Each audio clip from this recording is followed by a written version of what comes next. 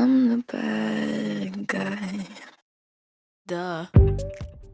There's never been a pop star quite like Billie Eilish. Who in the world is this hoe? I don't know. The teenager with the heavy-lidded eyes and baggy clothes doesn't conform to our usual expectations for female singers. Can I just say that I think Ariana deserves this? Yet her songs have been streamed more than 15 billion times worldwide, and in the few short years since her 2017 debut, she's become one of those rare, once-in-a-generation icons.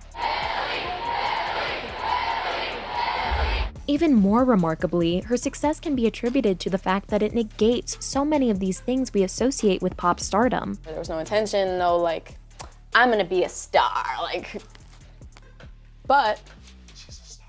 Shut up! But negation by nature is also a definition, and the phenomenon of Billie Eilish also defines her era, and, as The New Yorker wrote about her, the changing face of pop within it. I just want to create stuff that people can feel. Fame is irrelevant. Eilish's meteoric rise reflects how technology has made music easier than ever to create and distribute. Her casual style and offbeat persona speak to a craving for authenticity in an age when so much feels manufactured, as well as a rejection of the sexist standards of celebrity. What is your opinion of me? Not my responsibility.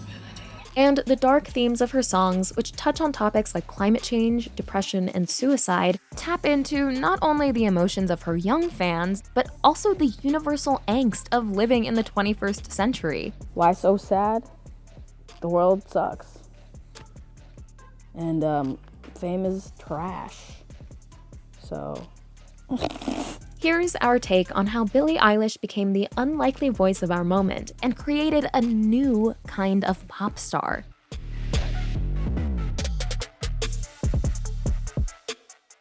You're watching The Take. Thanks for watching, and be sure to share and subscribe. This video is brought to you by Skillshare, an online learning community where millions of people come together to take classes that fuel their creative journey. If you're one of the first 500 people to click the link in the description below, you'll get 2 free months of Skillshare Premium. So join today and start exploring your creativity.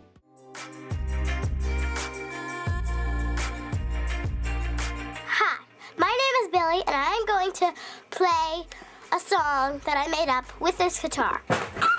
The phenomenon of Billie Eilish, like most things nowadays, would not be possible without the internet.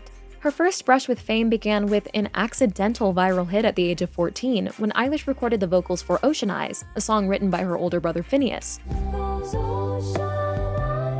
When they first uploaded Ocean Eyes to SoundCloud, they had no intentions beyond sharing the track with Eilish's dance teacher and maybe a few friends. But Ocean Eyes became a runaway success, championed by music critics and radio stations alike. That was the most beautiful moment. And Phineas called me and he was like, dude, Ocean Eyes got 1,000 plays. Can you believe it? Can you believe it? Most of the songs on Billie's 2017 debut EP, Don't Smile at Me, as well as her 2019 album, When We All Fall Asleep, Where Do We Go, were still recorded and produced right there inside Phineas's tiny bedroom within their family home. This is my bedroom.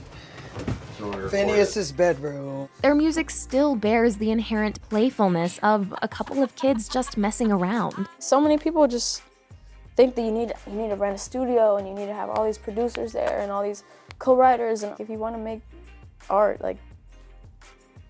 make art. Although critics have often tried to characterize Eilish's music as electropop, she is equally as influenced by SoundCloud rappers, EDM, trap, and even jazz. I was always listening to, 8,000 different things at once. And the duo found other musical inspiration in the unlikeliest of sounds. My Invisalign has... I have taken out my Invisalign. The chorus of her hit single, Bad Guy, includes a sample of the ticking sound made by pedestrian crossings in Australia. Bury a Friend features a recording of a staple gun, as well as the sound of Eilish's actual dentist. You hear a drill shaving off my teeth, and it was not a good feeling.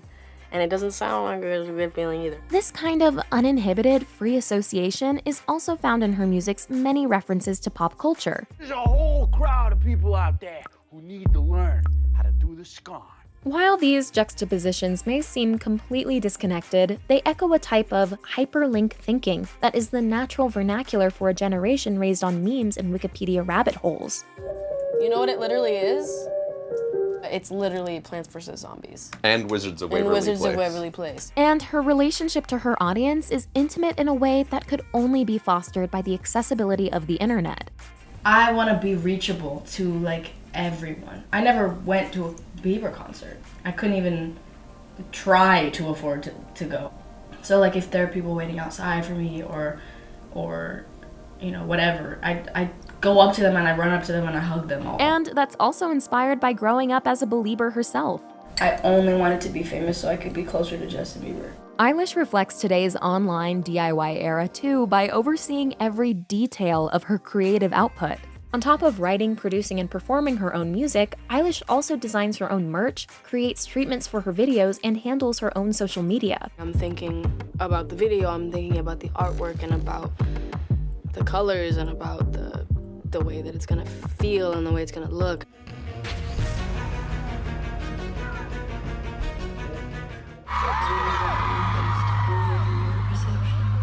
With her idiosyncratic vision and organic rise, Eilish is not a product of the fine-tuned, slick, militaristic machine of celebrity culture. Billie ultimately signed with a label that we felt would give her creative control of her career and was excited about the vision and wasn't trying to turn Billie into something that she wasn't. She's the polar opposite of, say, K-pop star performers who famously go through rigorous training in special boot camps before they are selected and sorted into bands. Pop music in general has a long history of manufacturing stardom. It's no secret that chart-topping songs are typically the result of collaborations between assorted producers, vocalists, and songwriters hired to create the beats, find the hooks, and write the lyrics. From the Jackson 5 in the 70s to NSYNC in the 90s to One Direction in the 2010s, pop's biggest acts typically launch backed by external capital and controlled by ironclad contracts. This is especially true when it comes to female pop stars, who have long been forced to cultivate some degree of sex appeal simply to exist. Like, I cut out half the video because I am a mother. So in some sense, are they pushing you further than you want to go? Yes.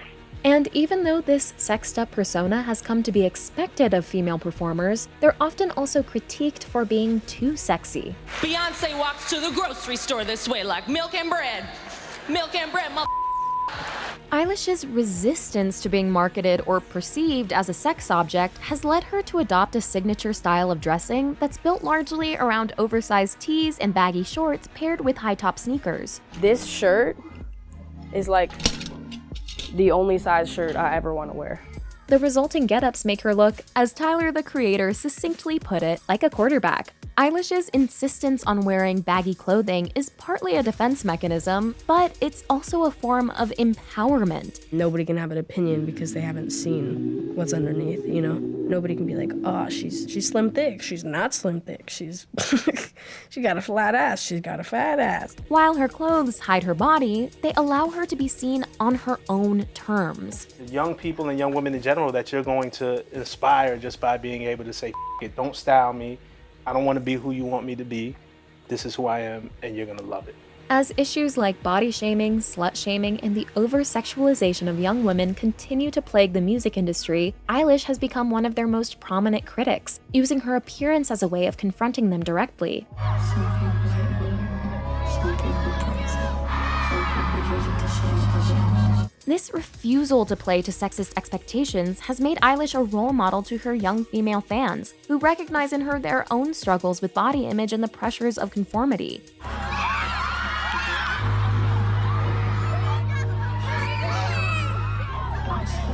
But young girls alone don't account for her billions of streams, or Eilish being recruited to sing the theme song for the new James Bond movie. So what is it about her music that speaks to so many right now? What are you wondering? What do you know?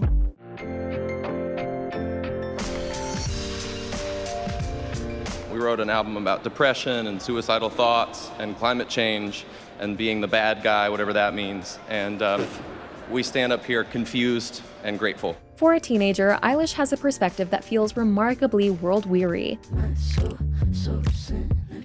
Your style doesn't feel like the average 16-year-old. My mother would always say, oh, that person's been here before, like you lived another life or something like that. That's crazy. This depth can be partly explained by the way Eilish writes lyrics from different points of view, and not always her own. You don't have to be in love to write a song about being in love, and you don't have to hate someone to write a song about hating someone. In Bury a Friend, she sings from the point of view of a monster under the bed.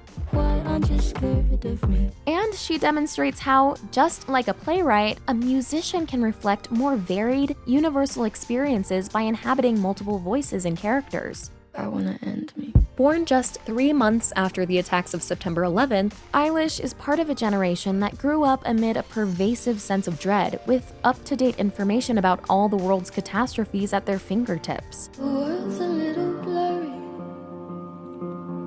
or maybe it's my eyes. The anxiety, fear, and surreality of modern existence permeate Eilish's art, whose defining characteristic is its haunted, ethereal quality, inspired, Eilish has said, by lucid dreaming and night terrors. I tried to scream, but my head was underwater. Eilish has furthered this nightmarish feel in her visuals, from the creepy cover of When We All Fall Asleep to videos featuring imagery of syringes piercing her back and spiders crawling out of her mouth. Many of her songs are deliberately intended to be distressing. You feel uncomfortable. It feels uncomfortable is the perfect word. It sounds like a headache. Some of the anxiety Billie Eilish evokes could be characterized as classic teen angst. I really hate myself. But her broad popularity suggests that the angst she captures isn't limited to the young. I think there's so many sort of emotions that everyone feels, no matter how young or old you are. There is a widespread sense in today's culture that we are living in dark times, plagued by cataclysmic problems.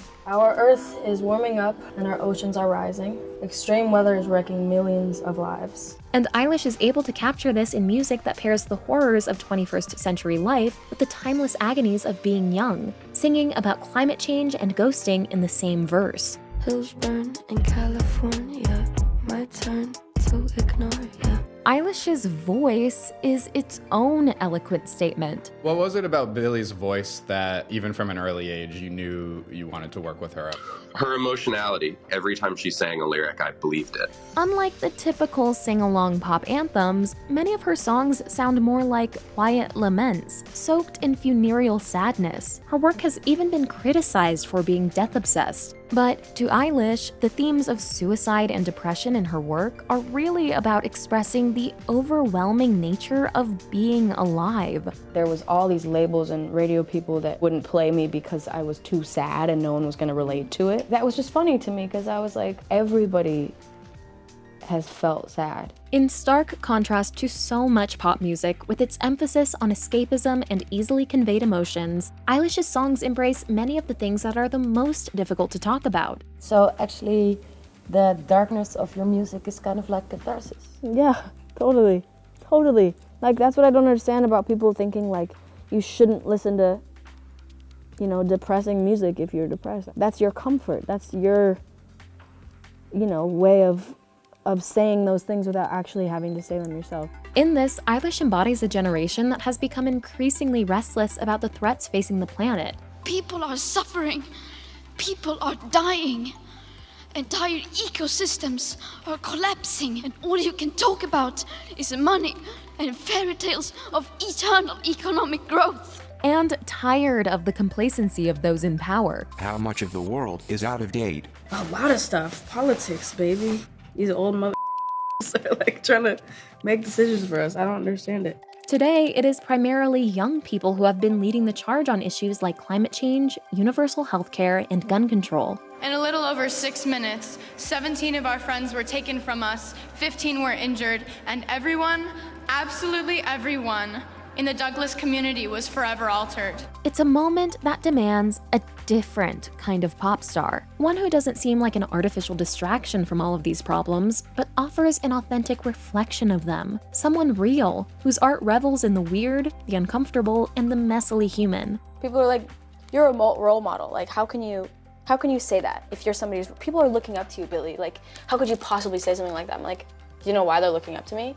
because I say shit like that. In her music and in herself, Billie Eilish has captured this latent, fervent desire to challenge the status quo and to give voice to all the tension and the darkness that so many are feeling inside.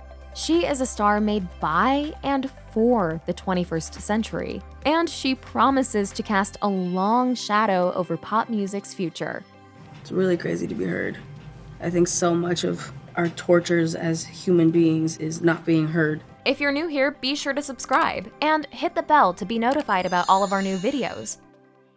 This video is brought to you by Skillshare, an online learning community that offers affordable classes designed to fit your schedule and your skill level. With Skillshare, you can try out illustration, experiment with creative writing, or master video editing. You'll get to do hands-on projects and receive feedback from your fellow lifelong learners. One Skillshare original you can check out is Caleb Babcock and Niles Gray's class on iPhone filmmaking. They'll walk you through the apps and gear you'll need to capture the best footage possible and the basics of editing your footage. Right now, Skillshare is offering our viewers 2 months access to all their classes for free. But that's only if you're one of the first 500 people to click the link in the description below. So join today and jumpstart your creative journey.